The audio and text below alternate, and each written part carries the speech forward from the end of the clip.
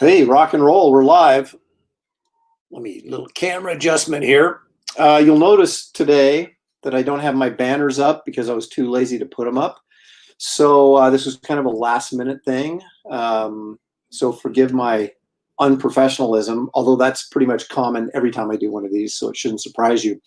What you'll notice behind me is actually you'll be able to see more of my studio than you've probably ever seen before.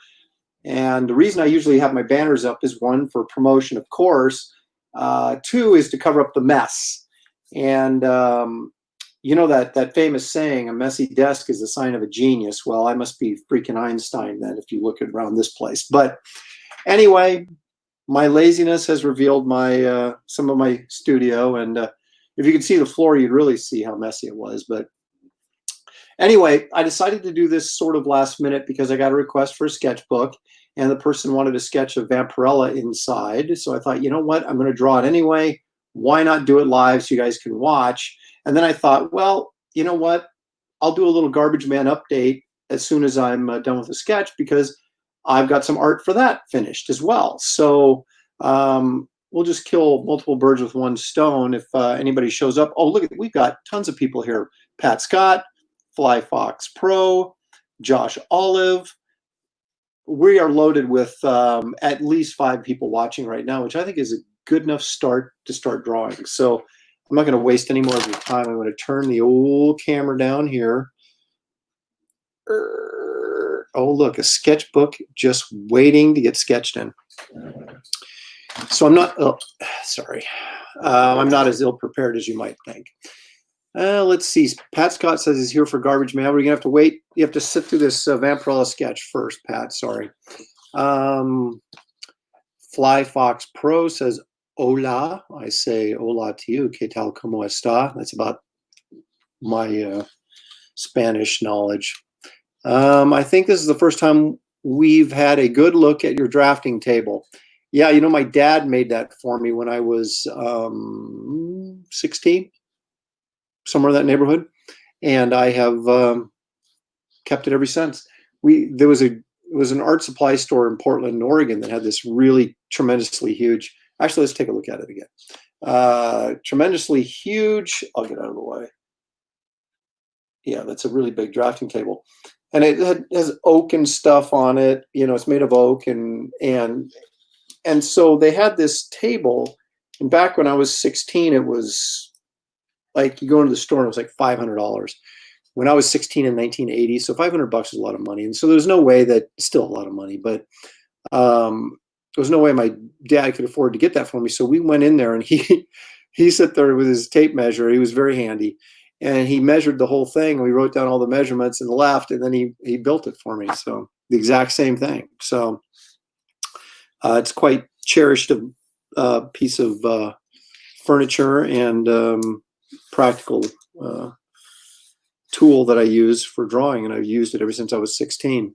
And my kids, when they were little, would draw on the legs of it. So the oak veneer that covered, there's pine underneath with oak veneer on the legs, and they've drawn all over those. So it has all sorts of special meaning for me. Maybe it'll be worth a fortune when I die, and they have like my an auction at my estate sale. Okay, let's see here. Josh Olive says hi. Hi, Josh. Thanks for coming in. Fly Fox Pro says, that's why I use green screen to cover up the mess. Well, yeah, but I still got to put up a green screen, right? I might as well just put up the banners at that point. Are those dinosaurs mounted on the wall behind you? Yes, they are. They're they were dinosaurs that were used in the Weta Works made for King Kong, and they sold those shortly after as promotional items. They had all this promotional stuff that came out, toys and models and stuff to promote the movie, and those were out, and they were $150 a piece. And I was like, you got to be kidding me, these giant dinosaur heads that I can mount on the wall for $150 a piece. So I got 2 of them. I mean, they're 2 different ones, but yeah. Angelo I do this to your name every time. Karanko? He's watching, listening from work. Thanks for joining. Josh Olive says, "Oh darn, I got to sit through a Vampirella sketch." Yeah, I know. What a bummer. Okay. I'm going to dump this Aaron Live banner because it kind of gets in the way when I'm drawing. So I got so many banners now. I've got to boom. Yeah, we'll just go with the little Aaron Lopresti down there. That's more suitable for me. Okay. This is kind of we kind of want to, let me see if I can adjust this camera again. I do not have a very sophisticated setup for my camera, obviously, so I'm sitting here moving the tripod around by hand. Oh, because I want to get this. Let's see. So it's kind of over my shoulder, so you guys can actually see it a little bit. There we go. That's better. That's better, methinks.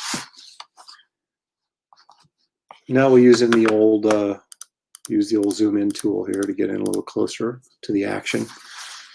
Yeah, so I haven't really been pushing the sketchbooks. That Stephen Ing joins me. Thanks, Stephen, for coming in.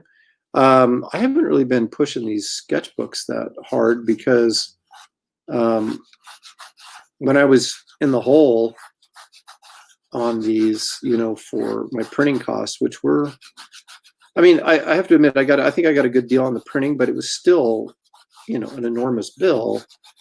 And so I was really pushing hard to get that paid off my credit card. And I did. And so I'm sort of in the black now. So when I actually sell these, I actually am making profit on them. But now that I've got them paid off, I haven't been pushing them as hard. I don't feel like I'm in that big of trouble anymore because I'm at least out of debt for the books. But I'm in debt for other things, so I guess I should still be pushing these. But when I've got work, it's really hard to do this other stuff because I'm still working on Justice League, and it's just, it seems the weirdest thing because I've been working on Justice League forever, and yet it's just hasn't come out. And, you know, because of all the COVID stuff, and then the, you know, the change in distributor for DC and all this other stuff that's going on. It's sort of shaking up the industry right now. It's pretty much shaking up everything right now. So it's like, I don't think I've really had anything come out for a long time, although I've been working quite diligently during this whole period of time. And it's just all going to sort of hit with a flurry here. And I think July 15th is when the first part to this last story arc I did is going to be out. And then I think maybe it starts going every 2 weeks again. I really don't know. I know nothing. It's amazing how little I know for a guy who's allegedly working in the industry. I mean, I could be making this all up, right? I could just be saying, well, yeah, working on Justice League, man. But the truth will come out soon because I actually am.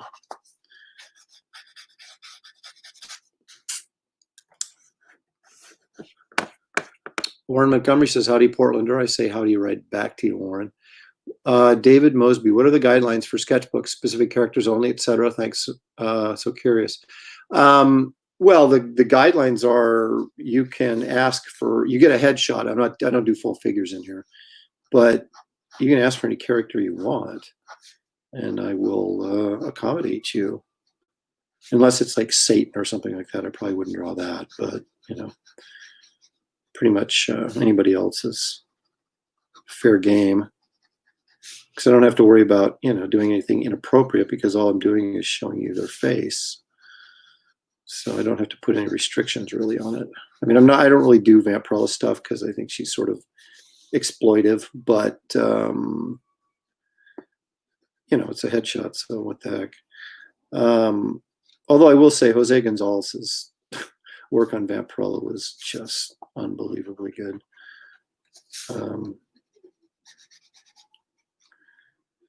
But I have a daughter at home, and I tried not to be, you know, try to be careful about how I depict women in drawings and things like that, where maybe I was a little little more carefree about that kind of thing when I was younger and didn't really think about it too much. But Portland, Oregon, sister works at the public defender's office. Small world. That's David Mosby again.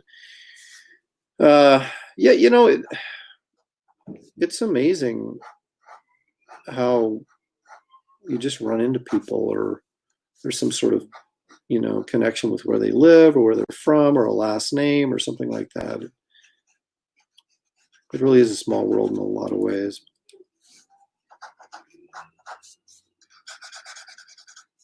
Thankfully, I haven't needed a public defender, so I have not been, you know, looting or rioting or anything. So I prefer to stay out of jail. It seems like a good course to stay on.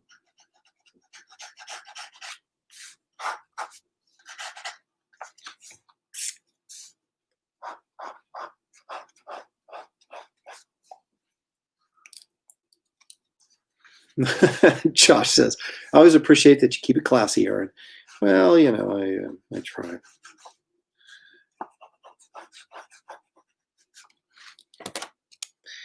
Probably affects my popularity. I mean, look at Frank Cho. He's got like, you know, 100,000 followers. But, and he draws some saucy stuff, but he does it really well, though. So, I mean, you got to give credit where credit's due. I have a lot of Adam Hughes stuff laying around here. My daughter's like, what is this? And I'm like, she's all happens to be an artist. So I kind of like, well, yeah, it's a little bit racy sometimes, but it's really well done. And I'm trying to, you know, appreciate the art for the art's sake, as opposed to necessarily the subject matter.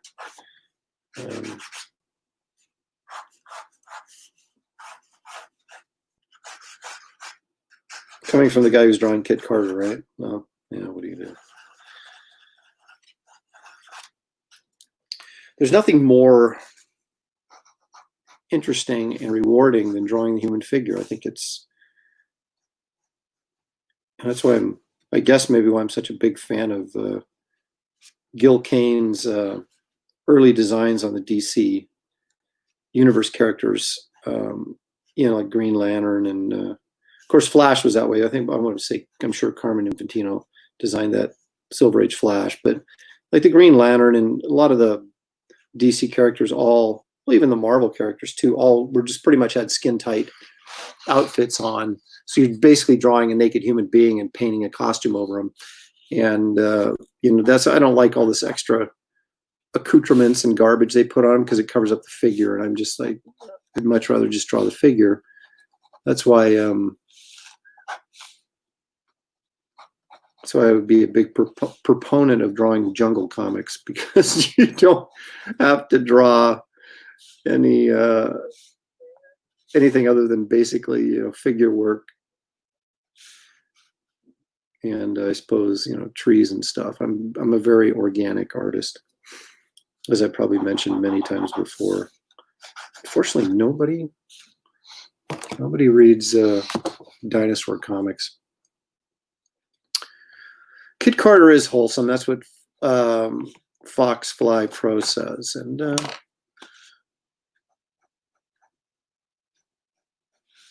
I'm trying to make it, well, see, you know, here's the thing. I grew up reading comics and comic strips and newspapers back in the day. I do not like her nose. I got to do something about this nose. And, you know, the comics were all ages. And that's not to mean they were immature or, you know, didn't deal with some interesting subject matter, but they were all handled in a way that, you know, you didn't really have to worry about, you know, it being offensive or your kid seeing something they shouldn't see. And so I grew up in that sort of era. And so that's the kind of, you know, that's kind of how I feel comics should be. And I didn't really grow up in the Frank Miller era or the Alan Moore era, where, you know, things became a lot more adult. But not to say I didn't enjoy Watchmen or Dark Knight or anything, but just for my money, you know, I buy Silver Age comics right now to this day. You know, I just because those feel like comics to me. You know. Okay. Yeah, I think we're going someplace. Oh, is my autofocus? Oh, thanks, Warren. Yeah, I forgot to change the autofocus. Sorry about that. Dumb thing. There. Autofocus is off. I apologize for that.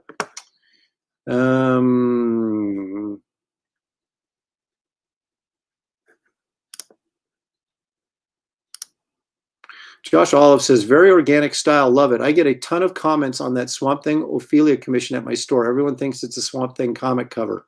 You know, it should be. But thank you, Josh. I appreciate that.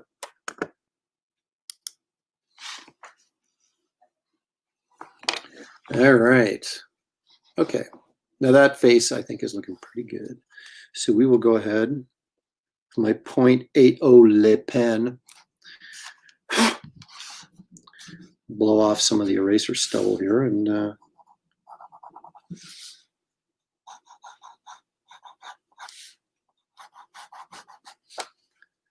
this is actually going to the guy that I sold that. A lot of you probably saw that Ben Grimm thing piece I put up.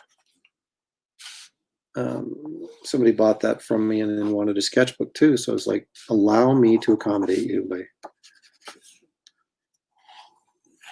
doing that. It's funny, the two pieces that I've done that are posted on social media, this pen is about dead. So say goodbye to this pen.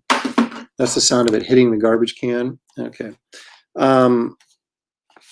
The two pieces that I've got the most hits on are that thing piece, that Superman Electric Blue, and I did a Hulk headshot, just a headshot of the Hulk that I posted. It's a good one, but still. And on Twitter, the Hulk head shot and this thing I just posted both got over 1,000 likes. And I've never done anything that's even gotten close to that, even like Wonder Woman. I mean, I had a few that got into like the 600s, but the thing and that Hulk headshot both got like 1.2 thousand likes. And it's just like bizarre to me what, you know, will sort of like catch on and what will not.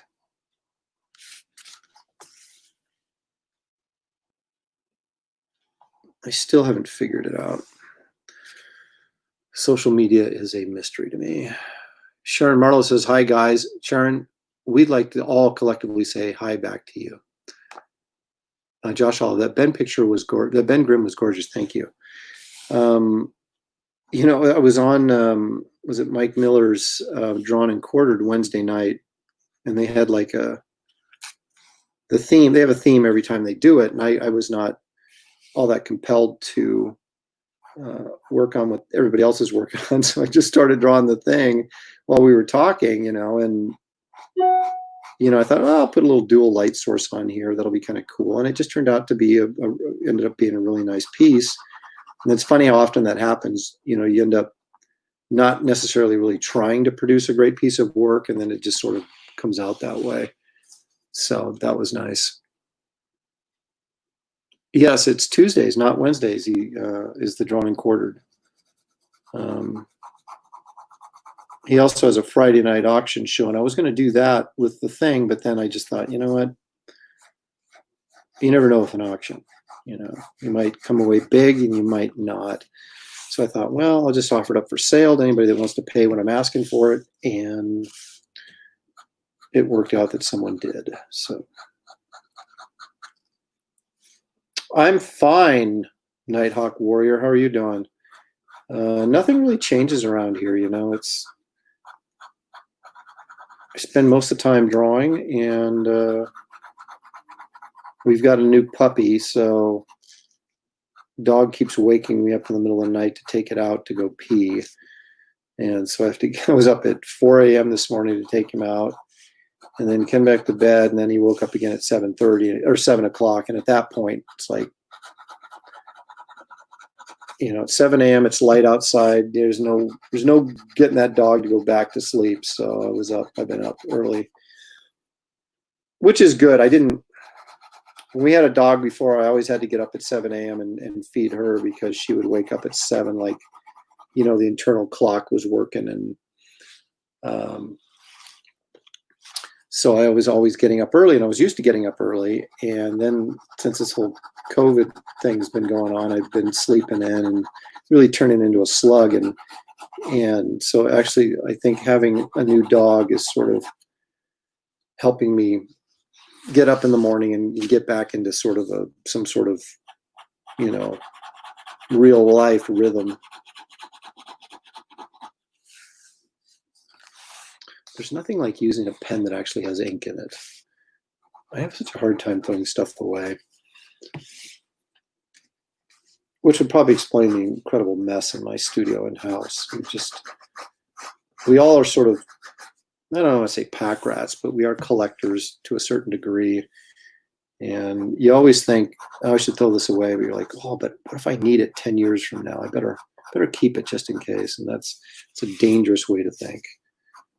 But inevitably, whenever you throw something out, a day later, you'll need it. So.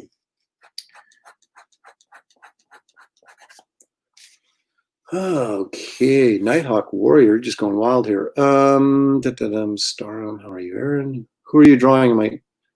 Who are you drawing? I am currently drawing 2. Is that a question mark? Who are you drawing that I am?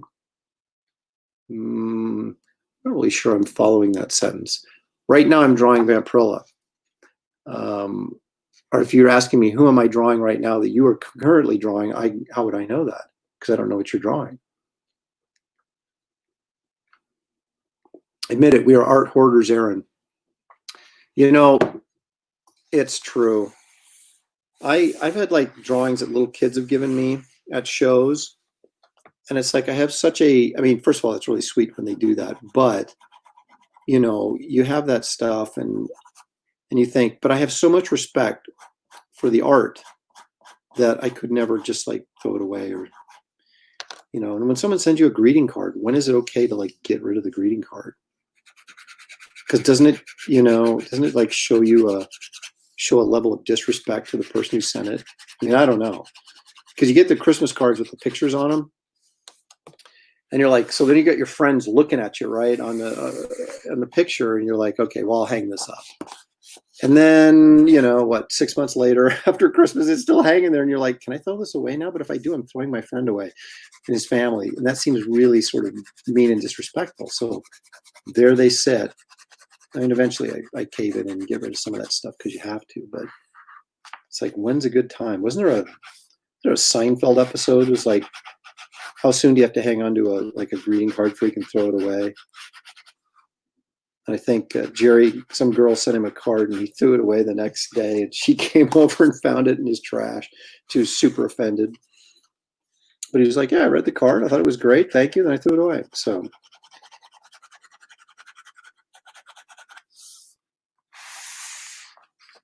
Of course, I'm having to crosshatch this hair because, as I said many times before, that the real heavy black will bleed through on the other side of the page, and I don't like the way that looks. I don't want you to open your sketchbook and have the ink blotches on that page, so I crosshatch it or scribble it, like line it, like I'm doing here, and that keeps it from bleeding through on the back. But it's a lot more work on my end. I think $20 for this sketch is actually a pretty good deal. I've always prided myself as sort of being the Kmart of original artists, original art. So, I sit next to Terry Dodson at our booth in San Diego, and always he's more the Nordstrom, and I'm kind of the Kmart of art pricing.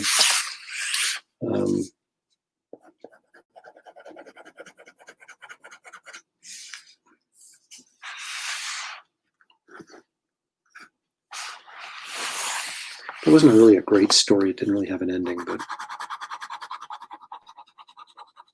Oh, I should mention that I will be doing AaronCon 4, the San Diego edition. And I may be teaming up with Terry to do a 2-person sort of live stream.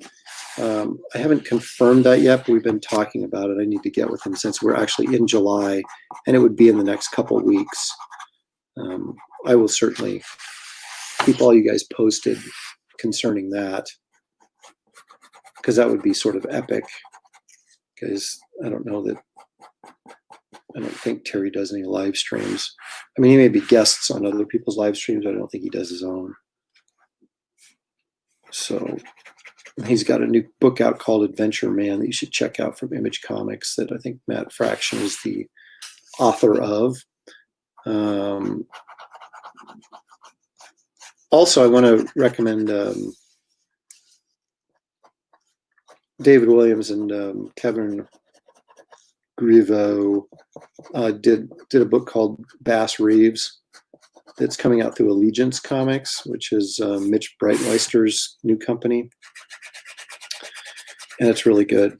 I've also have Mitch Breitweister's Red Rooster over there. I haven't read it yet though, so I can't recommend it, or I would never not recommend it, but I haven't read it, so I can't really tell you anything about it. But Bass Reeves I thought was very good. And I'm a big fan of David's work. I always have been. So, but I guess you got to find those at Walmart, right? So I don't have a Well, you know what? I do have a Walmart that's sort of close to me, but I don't know if they're carrying it. I don't know if all Walmarts carry it or what. So I haven't really gone and looked. So I got mine off eBay, which I guess is what you don't want to do, because that doesn't really help the artist, because it's resell. You know, they're not going to get any money off the resale. They want to get money off the original sales. So I'll try and be. I don't know what I'm doing. I'm looking for. I got a bunch of 0.1s and 0.8s, and I need something in between. 0.3, that's the ticket. And I'm going to switch over to a Micron because, well, just because that's what I got.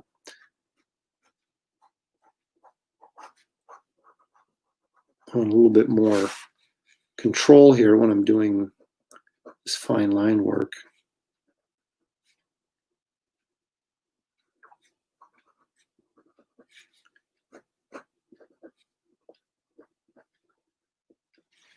Those of you who tuned in for my Garbage Man update, I'm in the process right now of doing the Batman replacement pages. In other words, taking Batman out of the story and filling in those pages with my own characters. I happen to have a super team that really sort of fits the mold of Batman, so it really works really well. It's not going to seem, you know, like I just jammed something in there because I had to that doesn't work. It works really, really well with the story and the purpose that Batman served in that original series. He's not in it a lot, like 7 or 8 pages, but he's sort of integral in some ways to Garbage Man's plight. So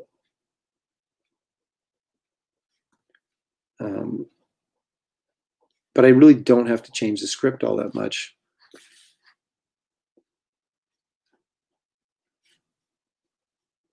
And so I've redrawn the first page that Batman appears. Let me get that up here a little higher. Nicholas Roberts says, hope you're doing well, Aaron. I am. Thank you. I hope you are as well. These are challenging times we're living in, and I think mental sanity and spiritual comfort is not as easy to come by as during normal times. And it's a lot A lot more difficult to stay in shape when you're home all the time eating like I am. Okay. I think that's, I'm going to kind of even these eyes out a little bit. I think that's pretty groovy. So here we go. There's Vampirella staring at you with her vampy eyes. Now, of course, we all know that Vampirella, of course, is an alien from a vampire planet that apparently is just full of scantily clad, sexy women. Such as the 70s, though, right? Or did she show up in the... No, actually, she showed up in the, well, I'm going to say late 60s, I think. Excuse me. I can't remember. I remember I first saw her in the 70s because I was buying Warren magazines, like creepy and eerie magazine, because I was, some really terrific rights and stories would show up.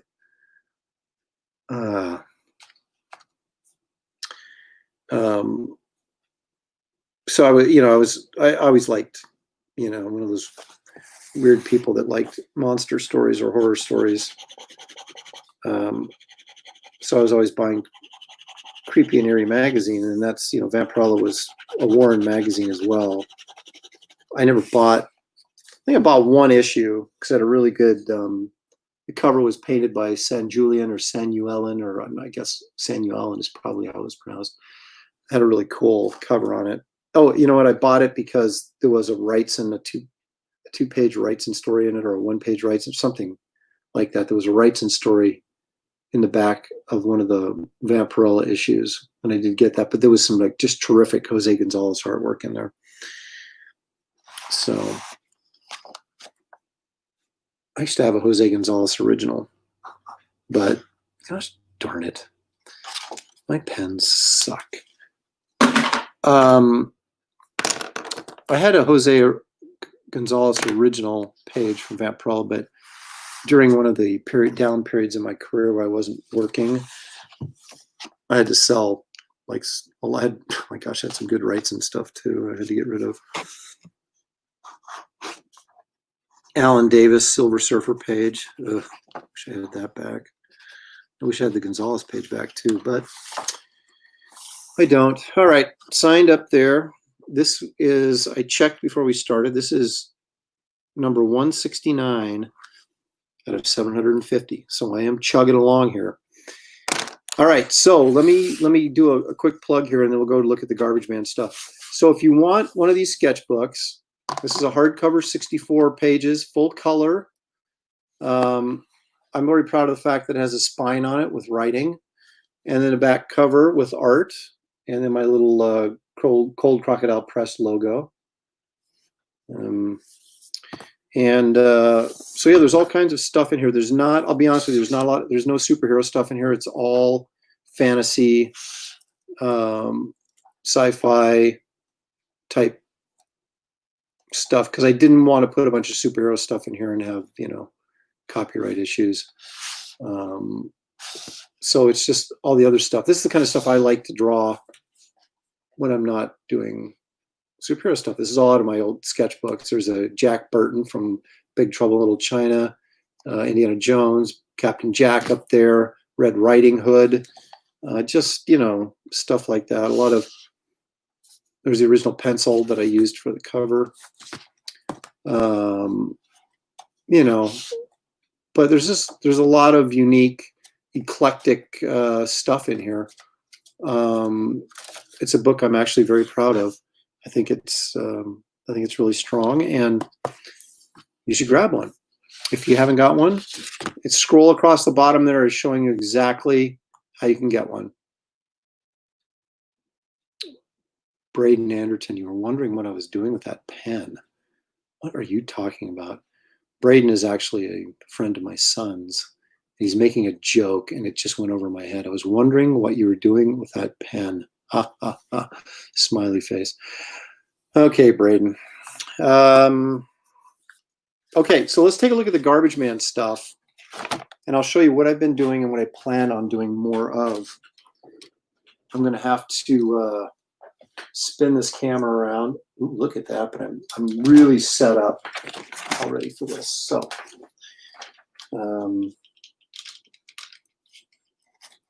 let me, gosh darn it. Oh, there it is. Okay.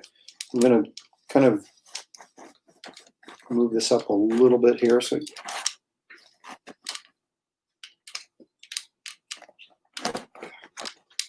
chords.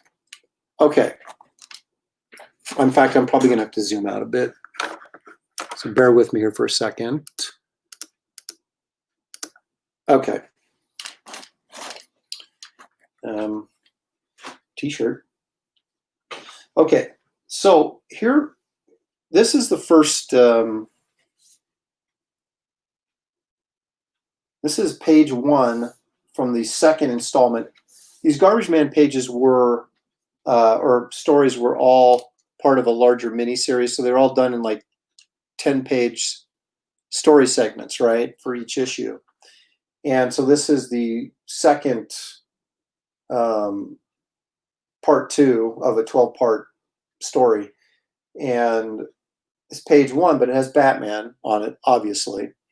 And here's my little ode to Eisner. I did this on all the title pages of each of the stories. I worked the title into the art. So Toxic Revenger. Get it? Anyway, okay, so Batman has to be replaced. He's here. He's here, right? So I went ahead with my character, who I won't reveal the name of yet, but he's very, very mysterious. He's got a very, there's more of a, there we go, more of a close-up of him there. And let me lift this up just a bit here so you can get it a little bit closer. But his cloak that he wears is sort of like smoking and vaporish, and so he's actually my Batman replacement. He's the leader of this kind of monstery sort of super team, so they sort of fit into this whole thing. But anyway, as you can see, basically what I did is I took this page, put it on the light table, and then put this paper over the top of the light table, and then sort of kind of figured out where the railing on the fire escape was, and the frame lines down here, and kind of really did loosely with a little blue pencil where Batman's figure was and all this. And so I knew what I had to cover up. And what I should have done on this and didn't do, and I'm going to do, is add some of these bricks, because trying to, once you paste this over in Photoshop over that panel, you got to erase along the edges and everything. And it's kind of a pain in the butt. So if I can draw the lines out to the bricks on this artwork, and when I scan it and put it in, I only have to erase just, you know, loosely around it until the lines of the bricks match up. So I'm going to do that. And this one fits nicely over this panel and covers up Batman, but the car right here in the background is still there. So all the background is still there, and all the background here and the Toxic Revenger and these panels at the side all remain the same. All I'm really doing is pasting this new character over the top of Batman, right? So that's kind of what I have to do. And the next one I'm working on, this one I'm doing because it's super easy.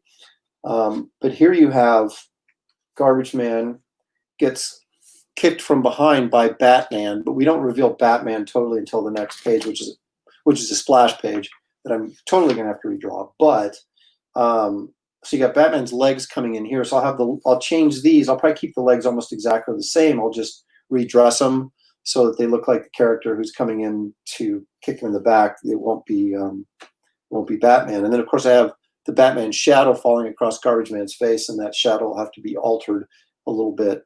I'll probably just remove the ears and leave this kind of rounded so that you get an idea that there's a shadow crossing over his face, but we won't see who it is until the next page. Now this is going to be a little bit more complicated because this is a Xerox of the page, because I split up this art with Matt Ryan, who's the original inker on this, and so I don't have all the originals. But I'm going to have to redraw this entire page. You know, I may be able to keep this, which is a close-up of the gunk that was the garbage man residue that was left in that car that Batman found. Of course, Alfred is in here, and you know, and all this kind of stuff. So I'll be able to keep this panel here. I'll just replace the characters in the foreground, but all this everything else is going to have to be redrawn. So that's a little bit more time consuming. Here's another splash page this is part 3, page 1. And as you can see, once again, I worked in the title, Sleep Depraved, into the background. So I'm going to keep Garbage Man in the foreground. I might even keep this kind of designy Batman thing because it's kind of cool.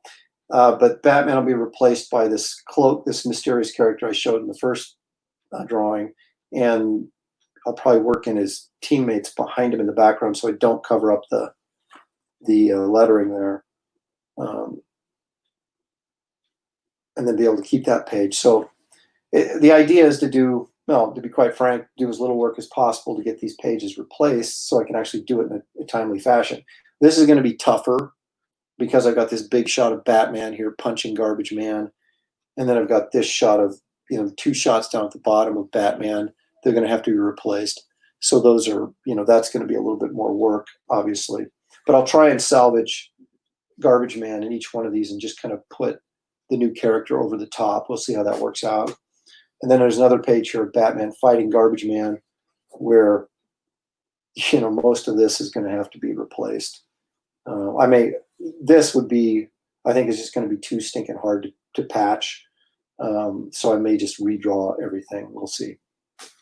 And then one of the easier pages here where we've just got 2 panels of Batman where I can go in and put in that other guy with the hat and the goggles here. He does have a name. He does have powers and stuff, but I'm not going to reveal that yet. And then I got a couple of Batman, you know, things here that can be patched in, I think, with new art. So we shall see how all that goes, but that's exactly what I'm planning to do. And then I would release this as either a trade paperback or a hardcover, probably a trade, because I want to make it as cheap as possible. Because I'm going to Kickstart it or Indiegogo it, and so I want to make sure that the price point, the amount of money I have to raise is not very much, so I can actually hit my goal this time instead of embarrassing myself by coming up, you know, $10,000 short. So anyway, but that's the first part there is done. And I may do a process video of actually doing one of these entire pages from light tabling to inking, and post that on my YouTube channel in all my spare time. Anyway, that's pretty much it. My daughter just went to Chick-fil-A and brought me lunch, so I probably should go eat it. But let me get this turned around and do some. Here I am. Got my Oregon State Beaver shirt on. Usually I wear a Nebraska shirt, but I've got to. But I've got to promote the Beavs once in a while. My son went there, my wife went there, and actually went there for a year before he transferred to USC. So the idiots forgot our fries. Did you pay for fries and they didn't give you any? Yeah. See, you go through a drive-through. Isn't that in a movie? Every time you go through a drive-through, you get screwed. So we didn't get any fries. I don't know. All right, let me address some comments here before I tune out. Nicholas Roberts says he has a sketchbook, but he didn't get a sketch in it. I'm sorry. Hi, Aaron. Are you done with your run on Justice League? Comics Legends wants to know. And when a comics legend wants to know, you must answer. No. Yes and no? No. 48, 49, and 50. And 50 is a double-sized issue. Those are all done.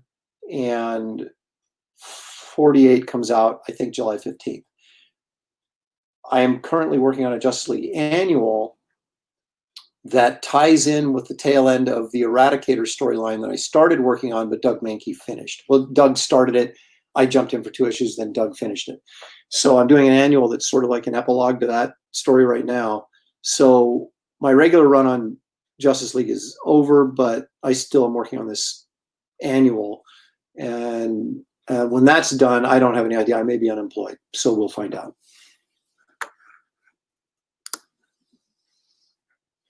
Ooh, that looks awesome. If a bit shady.